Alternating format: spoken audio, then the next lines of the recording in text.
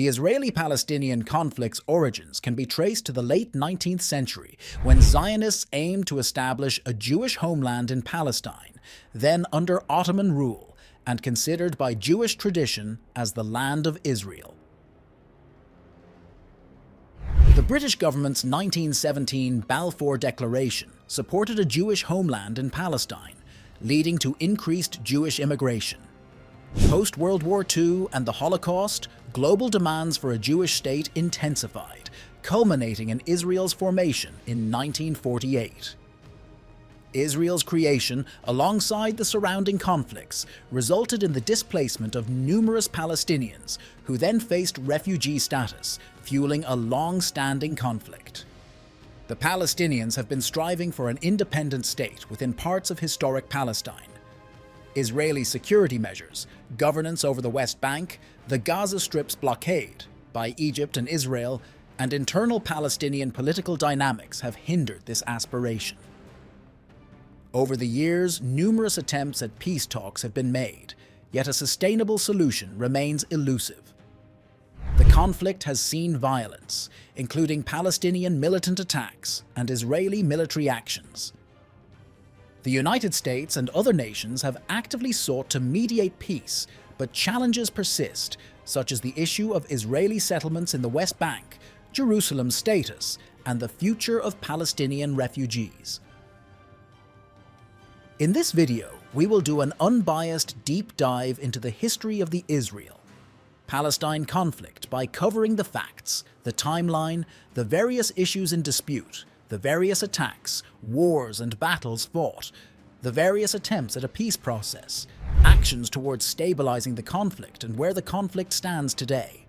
Background of the conflict. National movements. Prior to World War I, the Middle East, including parts of Ottoman Syria known as Palestine, was under Ottoman rule for about 400 years.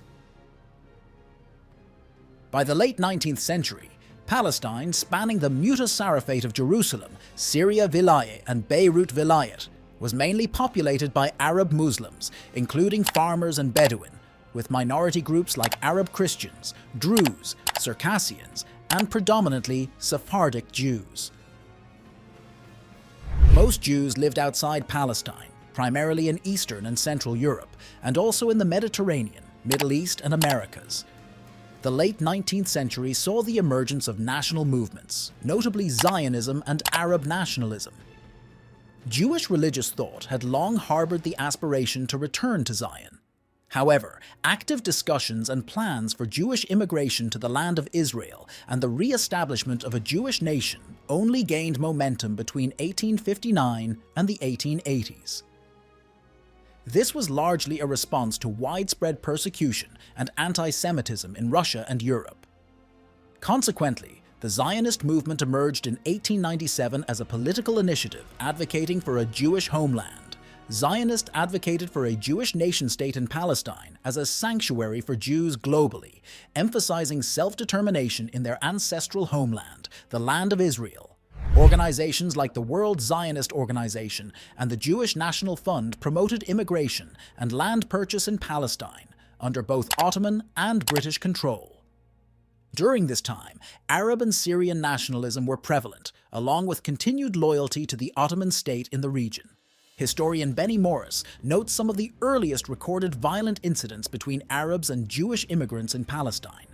One such incident in December 1882 involved the accidental shooting of an Arab man by a Jewish guard in Safed, leading to Arab retaliation against the Jewish settlement of Rosh Pinna. Another early conflict occurred in Petah Tikva in 1886. Tensions over land led to a confrontation between Jewish settlers and Arab villagers, resulting in property damage, livestock theft, injuries, and the death of an elderly Jewish woman with a heart condition. These incidents illustrate the escalating tensions that contributed to the long-standing conflict. By 1908, 13 Jews had been killed by Arabs in the region, with historian Benny Morris categorizing 4 of these deaths as related to nationalist tensions and the rest associated with robberies and other crimes. In the subsequent 5 years, 12 guards of Jewish settlements were also killed. This escalating violence led settlers to increasingly perceive these incidents as manifestations of Arab nationalism and hatred rather than mere criminality. Zionist aspirations were growingly seen as a threat by Arab leaders in Palestine. Tensions were further fueled by the acquisition of land by Jewish settlers, often resulting in the displacement of Arab tenant farmers. This situation led to a sense of dispossession among the Arab population. The Ottoman Empire, wary of the increasing Russian and European influence in the region, partly due to a significant influx of immigrants from the Russian Empire, raised concerns. The Ottoman authorities were apprehensive not just about the immigrants' Jewish identity, but also their potential loyalty to Russia, a historical adversary of the Ottoman Empire. This anxiety was heightened by the recent loss of Ottoman control in the Balkans and fears of similar impacts from European immigration on the region's cultural landscape. The late 19th and early 20th century anti-Jewish pogroms in Russia and restrictive immigration policies in Europe resulted in significant Jewish immigration to Palestine, notably during the First and Second Aliyah. The visible expansion of Zionist activities led to Arab protests against land acquisitions by Jews. Consequently, in 1892, the Ottoman government prohibited land sales to foreigners. By 1914, the Jewish population in Palestine had grown to over 60,000, with approximately 33,000 being recent immigrants. World War I and aftermath. During World War I, the Ottoman Empire, having formed a mutual defense pact with Germany, joined the Central Powers, aligning against Britain and France. This opened the possibility of liberating Palestine from Ottoman rule, leading both the new Jewish and Arab populations in Palestine to support the Allies, including the United Kingdom, France, and Russia. The McMahon-Hussein Correspondence in 1915 promised Arab leaders sovereignty over Arab territories under Ottoman rule in exchange for an Arab uprising against the Ottomans. However, the 1917 Balfour Declaration supported the creation of a Jewish national home in Palestine, emphasizing that this should not undermine the rights of the non-Jewish communities there. The Sykes-Picot Agreement in 1916, an Anglo-French pact, designated the areas of modern-day Jordan, Israel, the Palestinian territories, and Iraq to British control. The Balfour Declaration was perceived by Jewish nationalists as a foundation for a Jewish homeland, extending to both sides of the Jordan River, while heightening the apprehensions of the Arab population in Palestine. In 1917, British forces overcame Ottoman Turkish forces, taking control of the Palestine region. The region remained under British military administration for the war's duration. On January 3, 1919, Chaim Weizmann, later president of the World Zionist Organization, and Faisal Bertam, the future king of Iraq, signed the Faisal-Weizmann Agreement. This pact saw Faisal conditionally accepting the Balfour Declaration, contingent on Britain's wartime promises of including Palestine in the Arab independence area. At the 1919 Paris Peace Conference and the Treaty of Versailles, the formal end of Turkey's Middle Eastern Empire was confirmed, setting the stage for the future political landscape of the region. Before World War II. Following World War I and the Ottoman Empire's collapse, the Allied Supreme Council, during their April 1920 meeting in San Remo, assigned the mandates for Palestine and Transjordan, encompassing present-day Israel, Jordan, the West Bank, and Gaza Strip, to Britain, in line with the Balfour Declaration. This decision was formally recognized in the Treaty of Sèvres in August 1920. Although representatives of both Zionist and Arab groups attended the conference and agreed on cooperation, this agreement was not implemented. The mandate's terms, including its borders, were finalized in September 1922, with Article 25 allowing for the eastern area, Transjordan, to be exempt from certain mandate provisions, particularly those regarding a Jewish national home. This exemption led Britain to establish an autonomous Arab state in this region, partially fulfilling the promises made in the Hussein McMahon Correspondence. On April 11, 1921, the British handed the administration of eastern Palestine to the Hashemite Arab dynasty from the Hejaz, and on May 15, 1923, recognized it as an autonomous state, thereby limiting Jewish national aspirations in that area.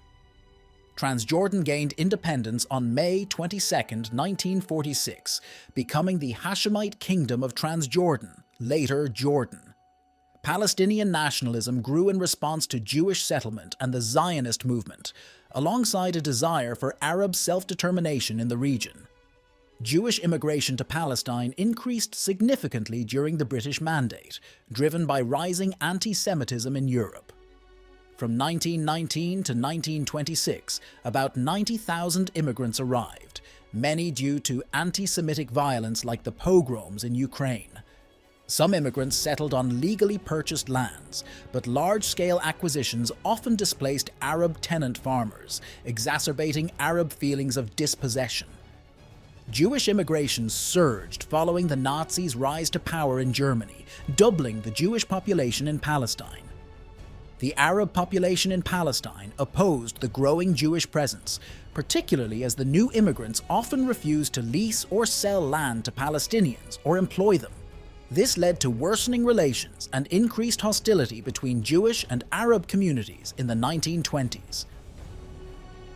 Hajj Muhammad Amin al-Husseini, the Grand Mufti of Jerusalem from 1920, became a central figure in the Palestinian Arab movement, inciting religious tensions against Jews, including claims of Jewish intentions to rebuild their temple on the site of Islamic holy sites. The Jaffa riots in 1921, marked by violence against Jews, led to the formation of the Haganah as a Jewish defense force. The 1929 Palestine riots, fueled by religious nationalist fervor, resulted in massacres, notably in Hebron, and destruction in Safed Jerusalem. By 1936, as Europe edged toward war, the Supreme Muslim Council, led by al-Husseini, initiated the 1936-39 Arab Revolt, marked by riots and attacks on Jews.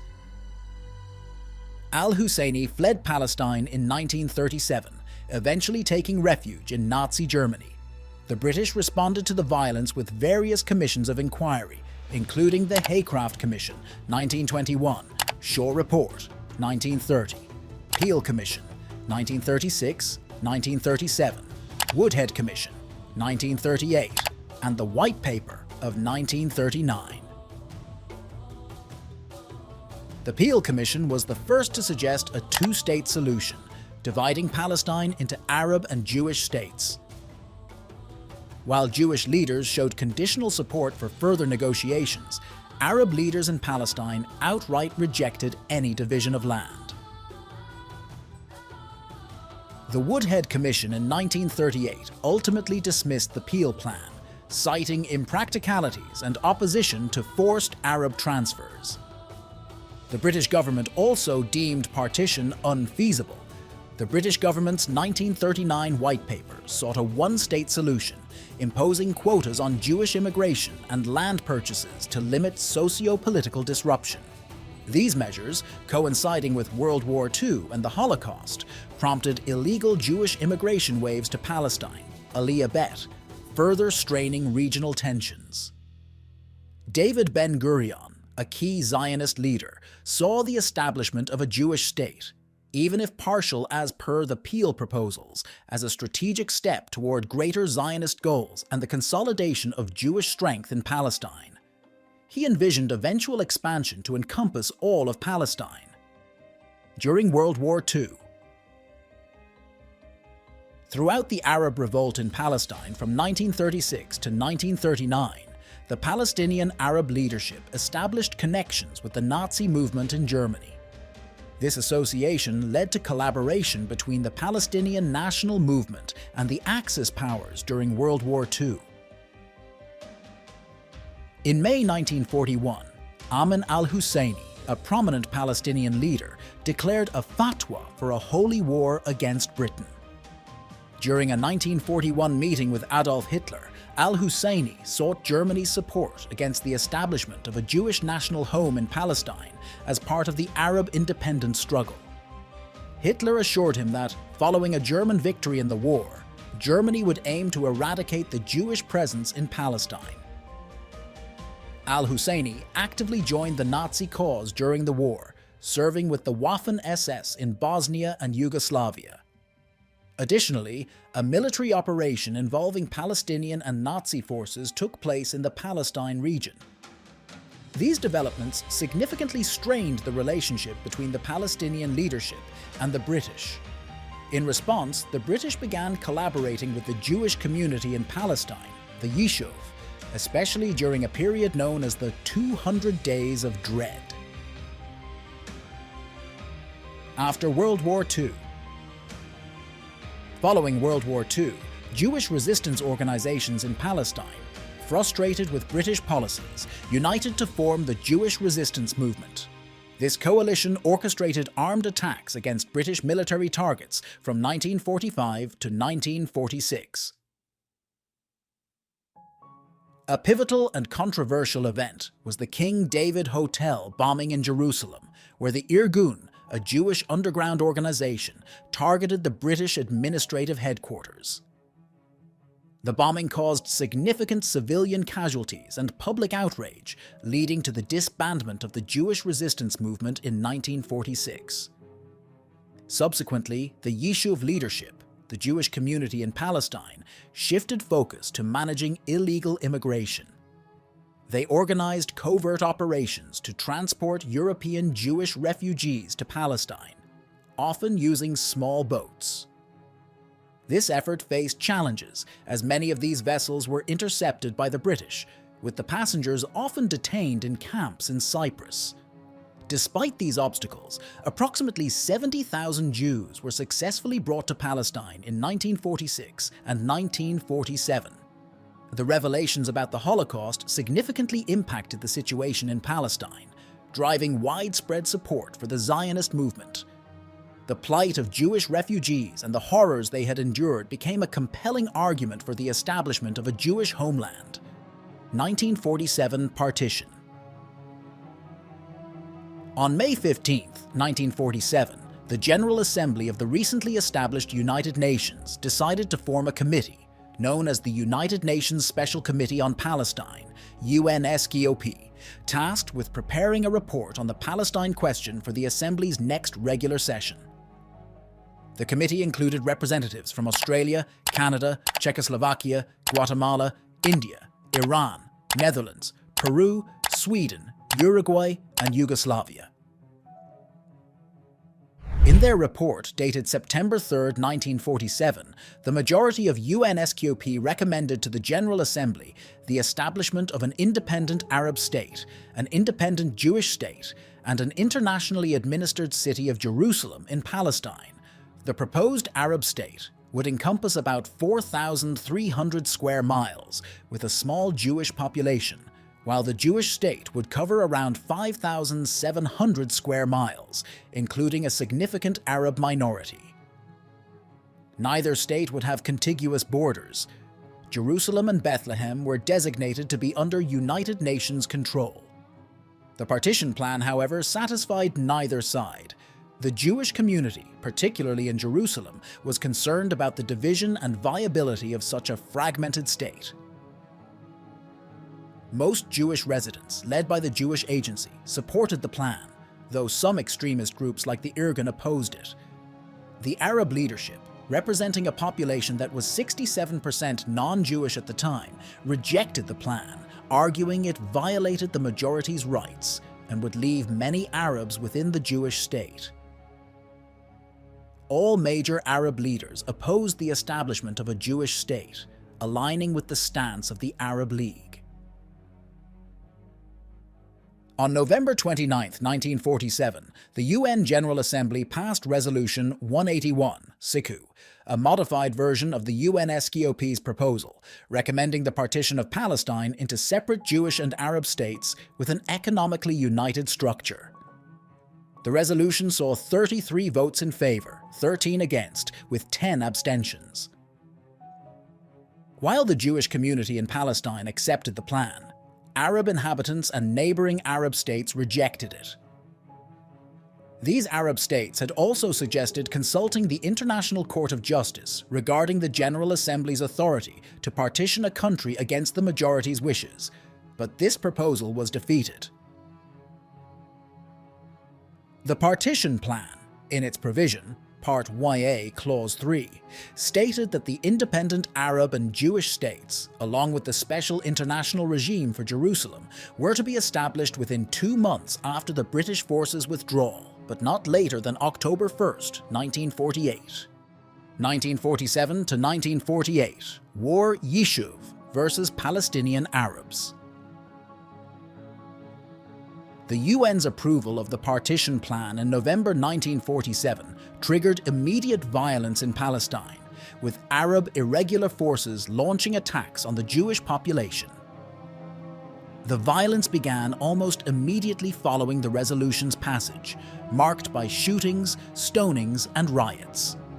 In retaliation for their government's support of the partition, the Polish and Swedish consulates were targeted, cafes and shops were bombed, and a synagogue was set ablaze. Arab gunmen targeted Jewish vehicles, and snipers in Jaffa fired upon individuals in both Tel Aviv and Jaffa, leading to further violence in nearby neighborhoods. As the British withdrawal from the area continued, the violence intensified, leading to a series of murders, reprisals, and counter-reprisals. This cycle of violence resulted in significant casualties on both sides. A notable incident was the Deir Yassin massacre on April 9, 1948, where approximately 120 members of the Irgun Zavai Leumi and Lehi, Stern Gang, Zionist paramilitary groups attacked the Palestinian village of Deir Yassin, killing many of its 600 residents. In the first 2 months of the conflict, around 1,000 people were killed and 2,000 injured. By the end of March, the death toll had reached 2,000, with 4,000 wounded. On May 14, 1948, just 1 day before the British mandate was set to expire, David Ben-Gurion proclaimed the establishment of the State of Israel. The declaration, grounded in natural and historic right and supported by the UN General Assembly resolution, outlined a vision for Israel that promised equal social and political rights to all inhabitants regardless of religion, race, or sex. It committed to freedom of religion, conscience, language, education, and culture, pledged to protect the holy sites of all religions, and affirmed adherence to the principles of the United Nations Charter. The conflict. 1948 to 1949. War Israel versus Arab states. The end of the British mandate in Palestine and Israel's declaration of independence on May 14, 1948, led to the outbreak of the 1948 Arab-Israeli War. Following Israel's declaration, Jordan, Syria, Egypt and Iraq, and later Lebanon, intervened in the former British Mandate territory starting on May 15, 1948. The League of Arab States, in a cablegram to the UN Secretary-General on May 15, 1948, justified their intervention as a means to restore law and order, prevent the spread of disturbances to their territories, and halt further bloodshed. They asserted that with the mandate's end and no legal authority in place, it was the right of Palestine's inhabitants to establish their own government in line with the principles of self-determination recognized by both the League of Nations and the United Nations Charter. Despite some isolated instances where Arab commanders ordered villagers to evacuate for military reasons, there was no widespread directive from Arab leaders for a general evacuation. In fact, many urged Palestinians to remain in their homes. However, military actions by the Haganah in major Arab centers like Jaffa and Haifa, along with expulsions by groups such as the Irgun and Lehi in areas like Deir Yassin and Lydda, triggered a large-scale exodus of Arabs. Other factors, including the flight of the Palestinian elite and the psychological impact of reported Jewish atrocities, contributed significantly to this mass departure. The war concluded with an Israeli victory. Israel gained control over territories beyond those allocated for a Jewish state in the UN Partition plan, also encroaching into areas designated for a Palestinian Arab state. In 1949, Israel signed armistice agreements with Jordan, Syria, Lebanon, and Egypt. The war's aftermath saw Egypt occupying the Gaza Strip and Transjordan, later Jordan, taking over the West Bank. Jordan also annexed East Jerusalem, while West Jerusalem came under Israeli control. In 1950, Jordan unilaterally incorporated the West Bank into its territory. Refugees. Between 700,000 and 750,000 Palestinian Arabs were displaced or expelled from the region that became Israel during the 1948 Arab-Israeli War, leading to the creation of what are now known as Palestinian Refugees. These refugees were denied return to Israel, and most neighboring Arab states, except Transjordan, refused to grant them or their descendants citizenship. In 1949, Israel proposed allowing family reunifications, releasing frozen refugee accounts in Israeli banks, and repatriating 100,000 refugees. However, this offer was rejected by the Arab states, partly due to their reluctance to take any steps that might imply recognition of Israel. To this day, many Palestinian refugees remain in camps, and their status continues to be a central issue in the Israeli-Palestinian conflict.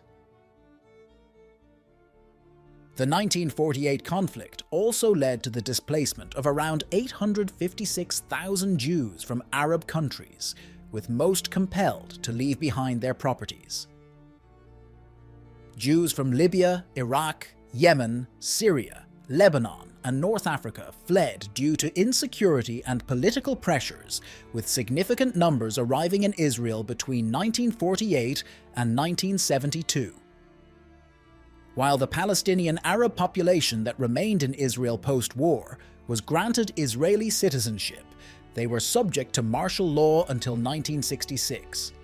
Various legal measures enabled the transfer of land left by Arabs to state control. In 1966, the Israeli government removed the security restrictions on Arab citizens, began dismantling discriminatory laws, and extended equal rights to Arab and Jewish citizens. Post-1948, some Palestinian refugees from camps in Jordan-controlled West Bank, Egyptian-controlled Gaza Strip, and Syria attempted to return to Israeli territory. Those who succeeded were often deemed infiltrators by Israel and faced deportation. David Ben-Gurion, in a 1948 Israeli cabinet decision and a subsequent 1949 letter to the UN, firmly opposed the refugees' return. The Israeli government's stance, as articulated by Moshe Sharet in 1948, was that the refugee issue should be resolved through resettlement in other states, not by their return to Israel. 1950 to 1967 and Six-Day War. From 1950 to 1967, violence persisted almost continuously, involving attacks on Israeli civilians by both the Jordanian army and Palestinian militants, commonly referred to as Fedayeen. Notable incidents include the shooting of archaeologists at Ramat Rachel, the Yehud attack, the Ma'ale Akrabim massacre, and various ambushes and attacks on Israeli buses and settlements. Israel also launched significant attacks, such as those in Beit Jala, Kibbur, Nahalin, Rantis, and Falameh. The Lavon Affair, an Israeli covert operation in Egypt, led to increased suspicion towards Jews in Egypt and harsh retaliations against the Egyptian Jewish community. After an Israeli raid in Gaza in February 1955 killed 37 Egyptian soldiers, Egypt began actively supporting and arming Palestinian Fedayeen for cross-border raids into Israel. The situation escalated in 1967 when Israel, facing threats including Egyptian-aided Fedayeen attacks from Gaza, the expulsion of UNEF by Egypt, and troop buildups in the Sinai Peninsula, launched a preemptive strike against Egypt, initiating the Six-Day War. By the war's end, Israel had seized the Gaza Strip from Egypt and the West Bank, including East Jerusalem from Jordan. Israel then extended its sovereignty over the whole of Jerusalem, granting permanent resident status to East Jerusalem's Palestinian residents. The war's outcome, particularly Israel's control over Jerusalem and the occupation of the West Bank and Gaza Strip, introduced new contentious issues in the conflict, including the control over the entire area of the former British Mandate of Palestine. In response to the Six-Day War's outcome, Arab leaders convened in Khartoum in August 1967, unanimously adopting a stance of no recognition, no peace, and no negotiations with Israel, known as the Three No's. Amidst the ongoing conflict, the Palestine Liberation Organization, PLO, was founded in 1964, aiming to liberate Palestine through armed struggle. The original PLO charter called for establishing a Palestinian state within the entire area of the pre-1948 British Mandate, and emphasized the national duty to eliminate the Zionist presence in Palestine. It also advocated for the right of return and self-determination for Palestinians. 1967 to 1993, Battle of Karameh, Yom Kippur War, Lebanon War, First Intifada. After the Arab defeat in the 1967 Six-Day War, Palestinian groups lost faith in pan-Arabism and began to take matters into their own hands. In July 1968, armed factions like Fatah and the Popular Front for the Liberation of Palestine gained control of the Palestinian National Council. Yasser Arafat, the leader of Fatah, was elected chairman of the Palestine Liberation Organization, PLO, in February 1969. The PLO engaged in armed attacks against both civilian and military targets.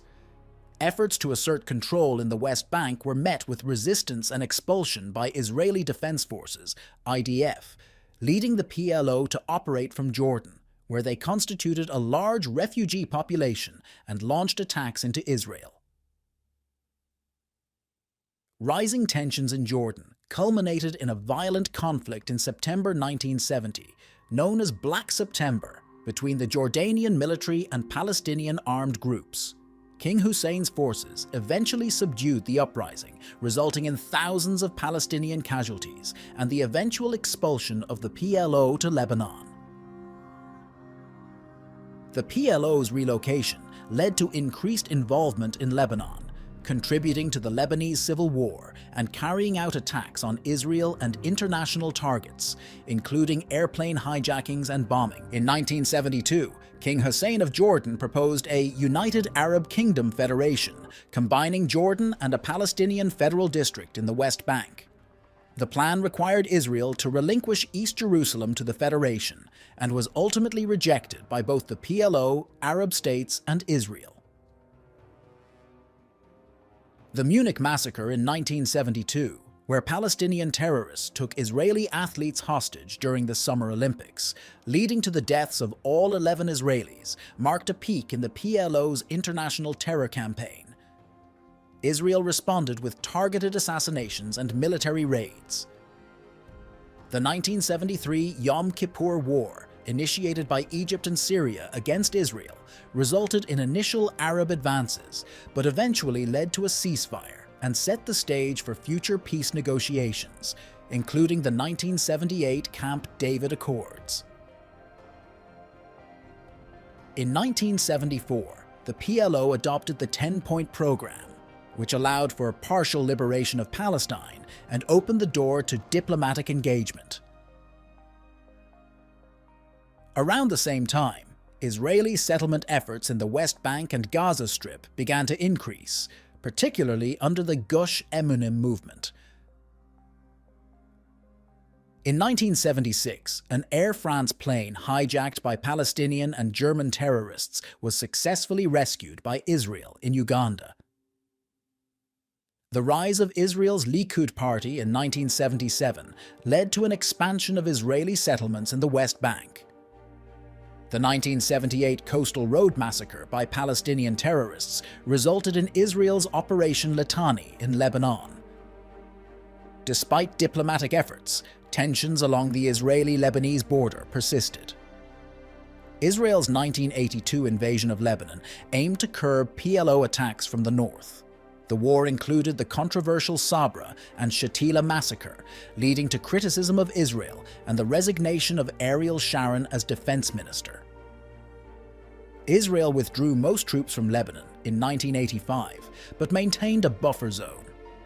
Meanwhile, the PLO continued diplomatic opposition to Israel from Tunis.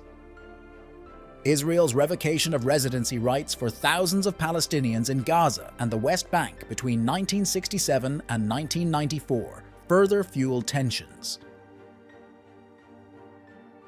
The First Intifada, a Palestinian uprising, began in 1987 and continued until the 1991 Madrid Conference. It was marked by widespread protests and violence in the occupied territories. The PLO declared a Palestinian state in 1988, gaining recognition from many countries. Arafat's support for Saddam Hussein during the 1990-91 Gulf War led to repercussions, including the expulsion of Palestinians from Kuwait and strained relations with Arab states that supported the US-led coalition. The post-Gulf War period saw renewed peace efforts, leading to the Madrid Conference in 1991, which brought together Israel, Palestinians, and other Arab nations to discuss peace and was a precursor to later negotiations, 1993 to 2000, Oslo Peace Process. In January 1993, Israeli and Palestine Liberation Organization, PLO representatives began covert negotiations in Oslo, Norway. On September 9, 1993, PLO chairman Yasser Arafat sent a letter to Israeli Prime Minister Yitzhak Rabin, formally recognizing Israel's right to exist and renouncing terrorism. This led to the signing of the Oslo Accords on September 13th, marking a significant breakthrough achieved outside of the Madrid Peace Conference framework. The Accords initiated the Oslo Peace Process, establishing the Palestinian Authority to govern Palestinian areas in Gaza and the West Bank. In February 1994, Baruch Goldstein, affiliated with the Koch Party, committed the Cave of the Patriarchs massacre in Hebron, killing 29 Palestinians. This act triggered retaliatory suicide attacks by Hamas against Israeli civilians. On September 28, 1995, Rabin and Arafat signed the Israeli-Palestinian Interim Agreement in Washington, allowing the PLO leadership to move to the occupied territories and granting Palestinians autonomy, while they recognized Israel and pledged to abstain from terrorism. Rabin's assassination on November 4, 1995, by a Jewish extremist led to Shimon Peres becoming prime minister, continuing the peace process. However, in 1996, Benjamin Netanyahu's election victory signaled a shift in Israeli policy, questioning many Oslo Accords premises and demanding reciprocal Palestinian actions for Israeli concessions. In response to Israel's assassination of Hamas's chief bombmaker, Yahya Ayash, in January 1996, Hamas launched suicide bombings, leading the Palestinian Authority to suppress Hamas activities. In January 1997, Netanyahu signed the Hebron Protocol, transferring parts of Hebron to Palestinian Authority control. After failed attempts to assassinate Hamas leader Khaled Mashal in 1997, Israel released Palestinian prisoners, including Sheikh Ahmad Yassin, leading to a temporary ceasefire. The Wye River Memorandum in 1998, signed by Netanyahu and Arafat, aimed to implement the 1995 Interim Agreement and was ratified by the Israeli Knesset. Ehud Barak, elected in 1999, continued supporting the peace process. In 2000, Israel withdrew from southern Lebanon, ending its 18-year occupation. The Camp David 2000 summit, aimed at a final status agreement, collapsed without a deal. Barak's proposal included the Gaza Strip, a part of East Jerusalem as the Palestinian capital, and the majority of the West Bank, but Arafat rejected it without a counteroffer. 2000 to 2005, Second Intifada. The failure of the 2000 Camp David summit, aimed at a final agreement in the Israeli-Palestinian peace process, led to the eruption of the Second Intifada, a major Palestinian uprising in September 2000. The violence was triggered by a visit to the Al-Aqsa Mosque compound by Ariel Sharon, then the leader of the Israeli opposition, perceived as provocative. Following the collapse of Ehud Barak's government, Sharon was elected prime minister in February 2001. He invited the Labour Party into the coalition to support his disengagement plan, but ceased negotiations with the Palestinian Authority, including the Taba Summit, under the Oslo Accords framework. At the 2002 Beirut Summit, the Arab League proposed a peace initiative offering normalization with Israel in exchange for Israeli withdrawal from occupied territories and a solution for Palestinian refugees, in accordance with UN Resolution 194. Israel rejected the proposal's wording, but was open to the idea of regional peace and normalization. After a period of relative restraint, a deadly suicide bombing in Netanya in March 2002 led Sharon to launch Operation Defensive Shield, a large-scale military operation in the West Bank, significantly reducing Palestinian terror attacks. In June 2002, Israel began constructing the West Bank barrier, which led to a 90% drop in Palestinian attacks, but was controversial due to its route, largely inside the 1948 Green Line. Sharon's Likud party won a significant victory in the January 2003 elections amid severe economic and security crises. At the Aqaba summit in May 2003, Sharon endorsed the US, EU, and Russia's roadmap for peace, signaling a future Palestinian state. This led to the formation of the Quartet, comprising the US, Russia, EU, and UN to mediate the conflict. In March 2003, Arafat appointed Mahmoud Abbas as prime minister, but conflicts over power distribution, particularly control of security services, led to Abbas's resignation in October 2003. Towards 2003's end, Sharon initiated a unilateral withdrawal from the Gaza Strip, maintaining control over its coastline and airspace. The plan was welcomed by the Palestinian Authority and Israel's left wing, but faced opposition from Sharon's Likud party and other right-wing groups. In January 2005, Sharon formed a national unity government and, controversially, in August and September 2005, evacuated Jewish settlers from Gaza and some West Bank settlements. Following the withdrawal, Israeli communities near Gaza, like Stero, faced frequent attacks from Gaza with limited Israeli response. 2005 to 2019. Following Yasser Arafat's death in November 2004, Mahmoud Abbas, a member of the Fatah party, was elected president of the Palestinian National Authority in January 2005. The 2006 Palestinian legislative elections saw a majority win for Hamas in the Palestinian Legislative Council. This led the United States and many European countries to cut off funding to Hamas and the Palestinian Authority, demanding that Hamas recognize Israel, renounce violence, and accept previous peace agreements.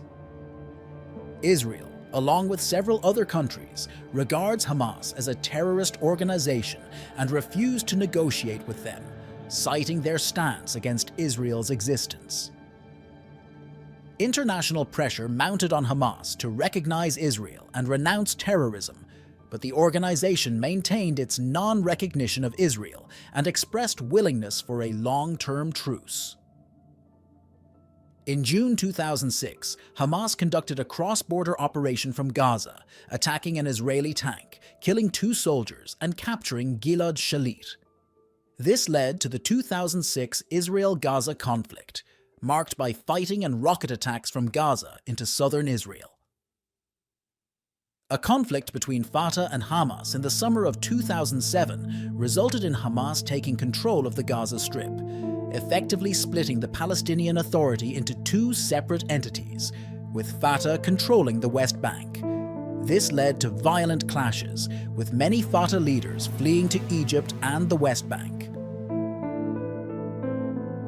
The Annapolis Conference in November 2007 was a significant effort to address the Israeli-Palestinian conflict, endorsing a two-state solution. However, it ended without a definitive agreement, but with a joint statement from all parties. Following a 6-month truce's expiry in December 2008, tensions escalated, leading to the Israeli operation in Gaza. Israel targeted Hamas bases and infrastructure, while Hamas intensified rocket attacks into Israel. The operation resulted in significant Palestinian casualties, with differing reports on the proportion of civilian versus combatant deaths. The Obama administration, from 2009 onwards, pressured Israel to freeze settlement growth in the West Bank and restart peace negotiations. In response to President Obama's Cairo speech, Israeli Prime Minister Benjamin Netanyahu endorsed a demilitarized Palestinian state with conditions on Jerusalem, Palestinian military capabilities, and the right of return. In 2011, the Palestinian Authority pursued UN recognition of Palestine within the 1967 borders, with East Jerusalem as its capital. The Security Council did not vote on this request, but in 2012, the UN General Assembly granted Palestine non-member observer state status. Operation Pillar of Defense in 2012 was Israel's response to ongoing rocket attacks from Gaza, targeting Hamas military leaders and infrastructure. This operation saw significant Palestinian casualties and a ceasefire mediated by Egypt. In October 2011, Israel and Hamas reached a prisoner exchange deal, releasing Gilad Shalit in exchange for over 1,000 Palestinian and Arab-Israeli prisoners. The 2014 conflict between Israel and Gaza led to substantial casualties on both sides, including over 70 Israeli and over 2,000 Palestinian deaths. 2020's S. In 2021, another conflict erupted between Israel and Gaza, leading to over 250 casualties. During this conflict, internal violence also flared up within Israel.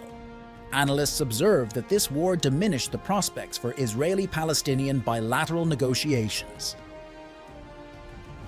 In November 2022, Israel's 37th government was formed under Benjamin Netanyahu's leadership, featuring a coalition that included far-right politicians. This period saw an escalation in violence, including increased military operations like the July 2023 Jenin incursion and heightened Palestinian political violence, resulting in the highest death toll since 2005.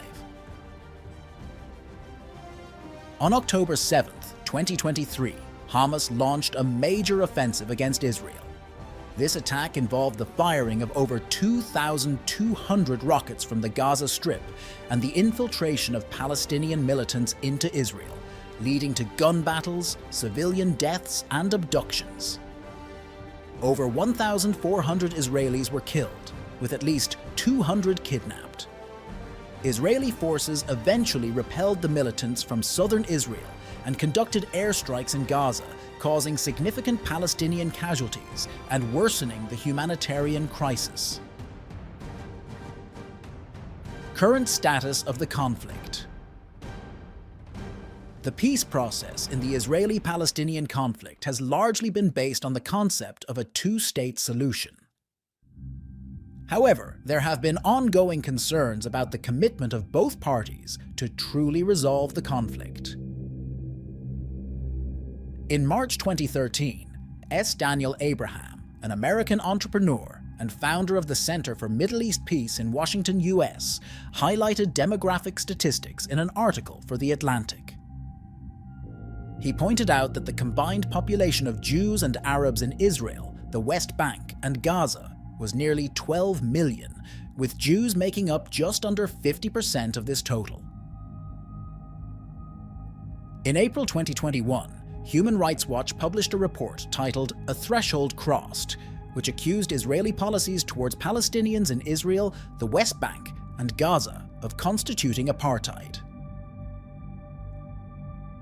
This was followed by another report from Amnesty International in February 2022, titled "Israel's Apartheid Against Palestinians: Cruel System of Domination and Crime Against Humanity," which also levied accusations of apartheid practices against Israel, Israel's settlements policy.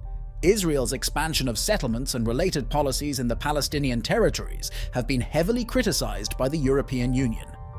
The EU has expressed concerns that these actions undermine the viability of a two-state solution and contradict Israel's stated intentions to resume peace negotiations. In December 2011, all regional groups of the UN Security Council highlighted the disruptive impact of ongoing settlement construction and settler violence on peace talks. Russia hailed this as a historic step. In April 2012, international backlash followed Israel's moves to deepen settlement activities in the West Bank, including East Jerusalem. This included the publication of tenders for more settler homes and plans to legalize settler outposts. The British Foreign Minister emphasized that such systematic and illegal settlement activities posed a significant threat to the viability of a two-state solution, citing Israel's breach of commitments under the roadmap to freeze all settlement expansion in the territories captured since 1967. In May 2012, the foreign ministers of the 27 European Union member states issued a statement condemning ongoing Israeli settler violence and incitement. Similarly, the quartet expressed concern over these issues, urging Israel to take effective measures, including prosecuting those responsible for such acts. The Palestinian Authority Cabinet, as reported by the Mayan news agency, also highlighted an increase in incitement and settler violence, including marches in East Jerusalem with slogans inciting violence and hatred, allegedly under the protection of the Israeli military. Israeli military police Amnesty International, in a February 2014 report covering the years 2011 to 2013, claimed that Israeli forces in the West Bank used reckless violence, and in some cases, their actions amounted to what could be considered war crimes. The report highlighted that at least 261 Palestinians, including 67 children, were seriously injured by live ammunition used by Israeli forces. During the same period, 45 Palestinians, 6 of them children, were killed. In reviewing the deaths of 25 civilians, Amnesty found no evidence that these Palestinians posed an imminent threat at the time of their death. Additionally, the report stated that over 8,000 Palestinians were severely injured by other means, such as rubber-coated metal bullets. The report noted that only one member of the Israel Defense Forces, IDF, was convicted for the killing of a Palestinian who was trying to enter Israel illegally. The soldier was demoted and sentenced to 1 year in prison with 5 months suspended. In response to these allegations, the IDF asserted that it maintained the highest professional standards. It stated that when suspicions of wrongdoing arose, it conducted investigations and took appropriate actions. Incitement. Despite the Oslo Accord's intention to establish regulatory bodies to mitigate conflicts, issues of incitement persisted on both the Palestinian and Israeli sides. Palestinian incitement against Israel, Jews, and Zionism continued, although reports suggest a significant decrease under Abu Mazen's leadership. Similarly, Israel faced criticism for continuing settlement activities in Palestinian territories. Accusations of incitement were mutual, with both sides interpreting certain media statements in the Palestinian and Israeli press as incendiary. Studies of school textbooks used in both Israeli and Palestinian educational systems revealed content promoting one-sided narratives and, in some cases, fostering hatred towards the other side. This incitement in education has been a point of contention and concern. Moreover, individuals who committed violent acts against either Israelis or Palestinians often received vocal support from segments within their communities. This support persisted despite varying levels of condemnation from political figures. Third-party critics have censured both Israelis and Palestinians for teaching their children incendiary content. This includes downplaying the historical connection of the other side to the region, using propagandist maps in education, and indoctrinating children towards future participation in armed conflict. These practices have been seen as contributing factors to the ongoing tensions and hostilities in the region. UN and Palestinian Statehood. The Palestine Liberation Organization, PLO, has actively campaigned for the State of Palestine to achieve full member status at the United Nations, advocating for recognition based on the 1967 borders. This campaign garnered widespread international support, although it faced criticism from the United States and Israel. These critics argue that the PLO's UN campaign is an attempt to circumvent direct bilateral negotiations. Israeli Prime Minister Benjamin Netanyahu accused the Palestinians of attempting to bypass direct talks through this UN initiative. On the other hand, Palestinian Authority President Mahmoud Abbas contended that the ongoing construction of Israeli Jewish settlements was significantly hindering the viability of a two-state solution. Despite the PLO's efforts, the UN Security Council did not grant Palestine full member status. However, in late 2012, the UN General Assembly overwhelmingly voted to recognize Palestine as a non-member state, effectively acknowledging its sovereignty de facto. This decision marked a significant milestone in the Palestinian bid for international recognition and statehood. Issues in dispute. The Israeli-Palestinian conflict is characterized by a complex spectrum of opinions and positions within both Israeli and Palestinian societies. While official positions are outlined by their respective leaderships, it's important to recognize that these societies comprise a range of moderate to extremist views and both dovish and hawkish sentiments. A significant barrier to resolving the conflict is the deep-rooted and escalating mistrust between the parties involved.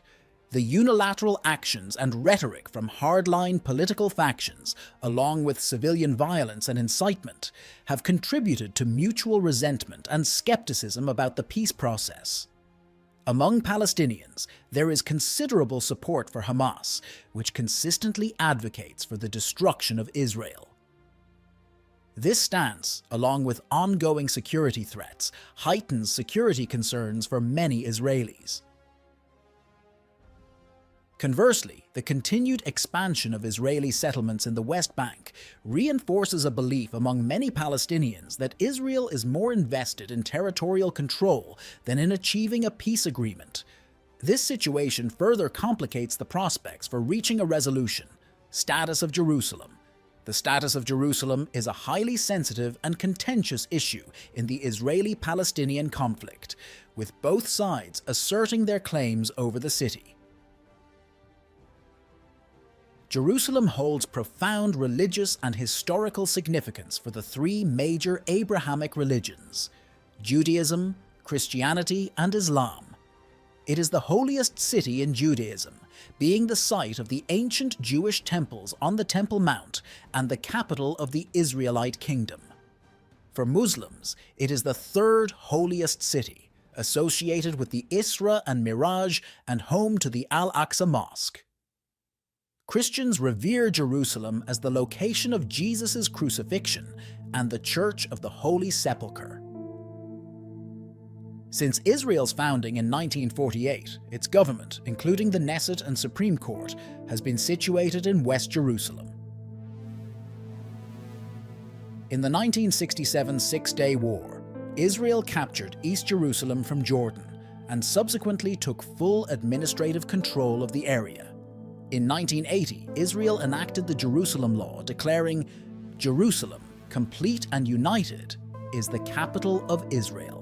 However, this claim over Jerusalem, especially East Jerusalem, is not widely recognized internationally. Notable exceptions include the United States and Russia.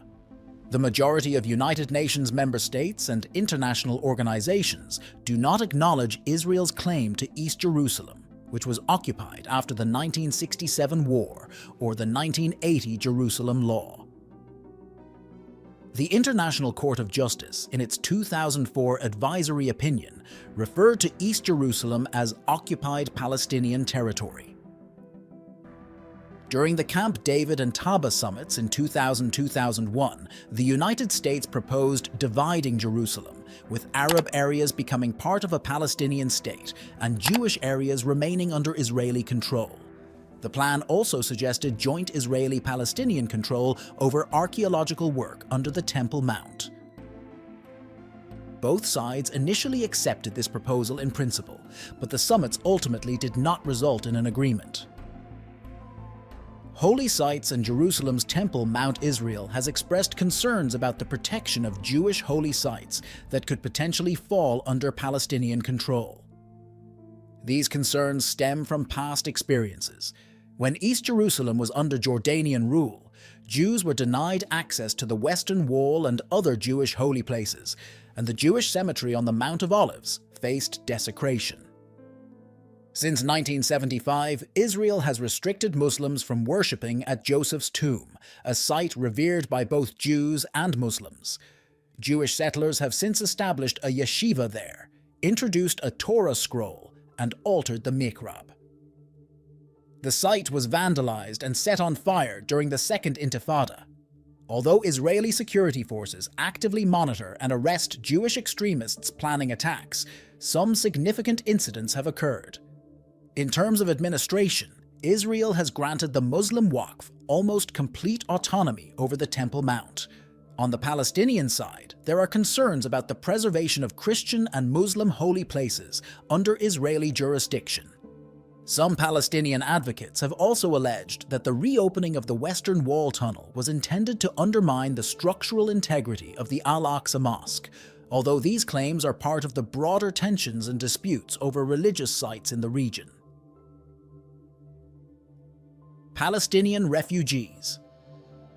Palestinian refugees originate from the 1948 Arab-Israeli conflict and the 1967 Six-Day War, with initial numbers estimated at 711,000 in 1949. Their descendants, totaling 4.7 million as of 2010, are also recognized as refugees by the UN Arabue. Displacements also occurred during the 1967 war, affecting 350,000 to 400,000 Palestinians. A significant portion of these refugees live in camps in Jordan, Lebanon, Syria, the West Bank, and Gaza. The issue of Palestinian refugees' right to return has been a contentious point in peace negotiations. Palestinian leaders like Yasser Arafat and Mahmoud Abbas have advocated for this right, citing international laws and resolutions like UN General Assembly Resolution 194. However, in private talks, there have been indications of willingness to accept the return of a limited number of refugees to Israel. Both Palestinian and international authors justify the refugees' right of return on various grounds. The new historians, for example, attribute the exodus to actions by Zionist paramilitary groups and describe it as ethnic cleansing. In contrast, the Israeli narrative often cites calls from Arab leaders for Palestinians to flee, and Israel's law of return for Jews is seen as discriminatory against Palestinians. The UN Resolution 194 and Resolution 3236 support the refugees' right to return, but Israel has expressed concerns about the demographic impact of such a return on the Jewish state. Israel argues that an influx of Palestinian refugees would threaten its stability and character as a Jewish state. Historical interpretations of the 1948 Exodus vary. Benny Morris suggests that the Exodus resulted from war and Arab-initiated conflict, with some instances of Arab leaders advising evacuation. However, Morris has also acknowledged expulsions by Israeli forces. The situation of Jewish refugees from Arab countries is often paralleled, noting they were not compensated or repatriated, setting a precedent for the host nation's responsibility in refugee assimilation. Overall, the complex history and contrasting narratives of both Israeli and Palestinian sides continue to make the issue of Palestinian refugees a central and unresolved aspect of the Israeli-Palestinian conflict. Israeli security concerns. Palestinian violence has been a significant concern for Israel throughout the conflict. Israel, the United States, and the European Union classify violence against Israeli civilians and military forces by Palestinian militants as terrorism. The motivations behind these attacks vary, but a common goal among groups like Hamas and Palestinian Islamic Jihad is to replace Israel with a Palestinian Arab state, viewing the conflict as a religious jihad. Suicide bombings targeting Israeli civilians in public places like buses, restaurants, and malls have been a tactic of Palestinian organizations such as Hamas, Islamic Jihad, and the Al-Aqsa Martyrs Brigade. Some of these attacks have seen high levels of support among Palestinians. Between 1993 and 2003, there were 303 Palestinian suicide bombings in Israel. In response to these attacks, Israel began constructing a security barrier in 2003, leading to a significant decrease in terrorist acts. Another ongoing security concern for Israel is Qassam rocket fire from Palestinian territories, particularly following Israel's 2005 disengagement from the Gaza Strip. The number of rocket launches increased dramatically, causing psychological trauma and disrupting daily life in Israel. The Israeli response to these security threats has varied, including military actions, diplomatic efforts, unilateral peace gestures, and increased security measures like checkpoints and roadblocks. Since mid-June 2007, Israel has also cooperated with US-sponsored training and funding of Palestinian Authority security forces in the West Bank, effectively reducing support for Hamas in the region. Under the Oslo Accords, Israel acknowledges the Palestinian Authority's control over certain urban areas in the Palestinian territories, known as Area A, while maintaining security control over the rural surroundings, Area B, and full civil administration in other areas, Area C. Israel has constructed highways to connect Israeli areas without passing through Palestinian cities in Area A. These Palestinian areas, initially non-contiguous and diverse, have evolved through subsequent negotiations like Oslo Sekou, Wye River, and Sharm el-Sheikh. Palestinians argue that the separation of these areas hinders the viability of a future state and doesn't meet their security needs. Israel, on the other hand, has not agreed to withdraw from some areas in Area B, leading to a continued division of Palestinian territories. A system of safe passes, excluding Israeli checkpoints, between these regions was also proposed. As part of the Oslo Accords, Israel retained control over all border crossings into the Palestinian territories, including land, sea, and air, allowing it to regulate the entry of military-relevant materials and individuals deemed dangerous.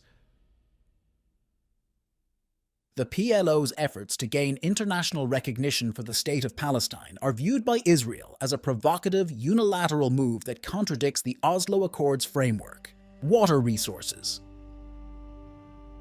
Water resources are a significant political issue in the Middle East, particularly in the Israeli-Palestinian conflict. Israel relies on two large underground aquifers, which extend under the Green Line, for much of its water supply. Israel extracts most of the water from these aquifers, but also provides about 40 million cubic meters annually to the West Bank, accounting for 77% of the Palestinian water supply there. Historically, Israel has been the primary consumer of this water, using 95% of the Western Aquifer and 82% of the Northeastern Aquifer's output in the 1950s, although these percentages have decreased since Israel's occupation of the West Bank.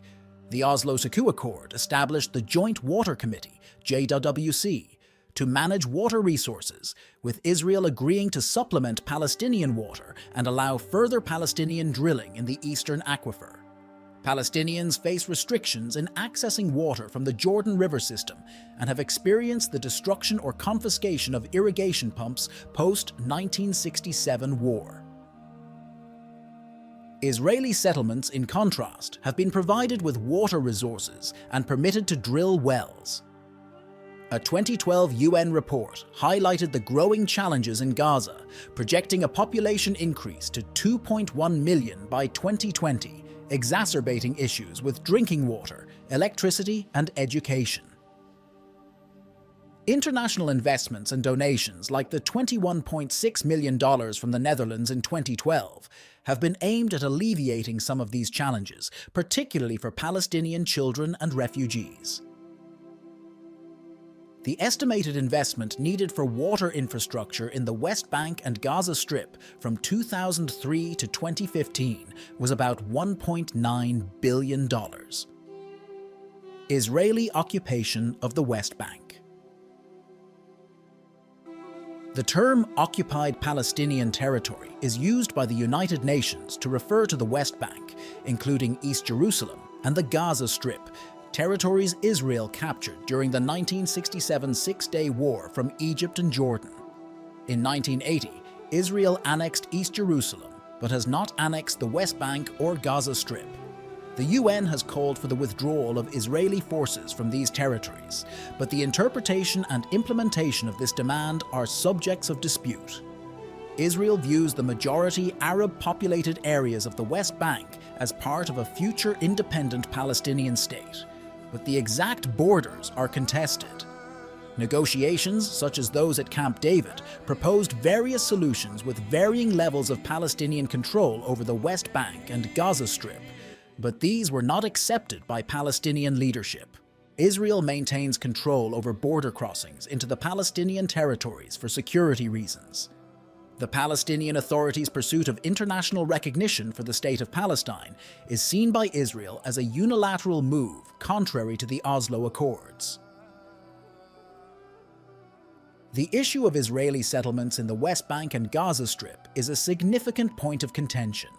The United Nations and the European Union consider these settlements illegal under international law, a view Israel disputes. The settlements have been a major obstacle in the peace process, with international opinions divided on their legality.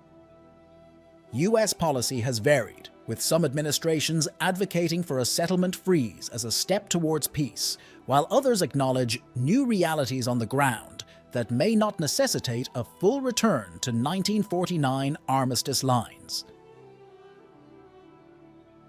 As of 2023, the Israeli settler population in the West Bank and East Jerusalem has increased significantly, with Israel's civil administration in the West Bank under Israeli Finance Minister Bezalel Smotrich expanding housing units and settlements. The construction of the separation barrier by Israel was accompanied by promises of free movement across regions for Palestinians. However, border closures, curfews, and checkpoints have severely limited Palestinian mobility. In 2012, there were 99 fixed checkpoints and 310 flying checkpoints, significantly impacting the movement of people and goods.